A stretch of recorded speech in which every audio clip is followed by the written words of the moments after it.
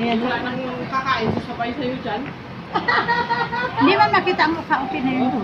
Guys, good morning. Ayan, kain tayo guys. Hindi ka makikita. Yung aming pagkain na ano, itong itlog ko, itlog pula. Hi, hello guys. Sige si Ate Ros, oh. Ikaon sa amin guys kasi Iba lunch man ang time bawang itlog, ngayon. mura mag-amoy ko. Hindi yan sira pa ganyan. Kabubukas lang din 12. Uy, unsa man na day? Uy, naunsa naman na day? Balat naman ko, day. Wala man kaming ulam guys kasi mga pobre naman dito. Kaya nga ako pakbit, gihurot mo na ang gabi eh. Ano itlog? Itlog na pula.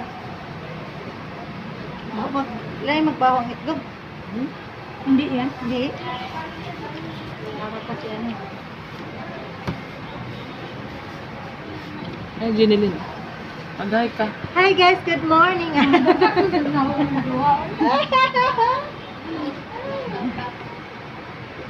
Day, maot na dito day ang ano.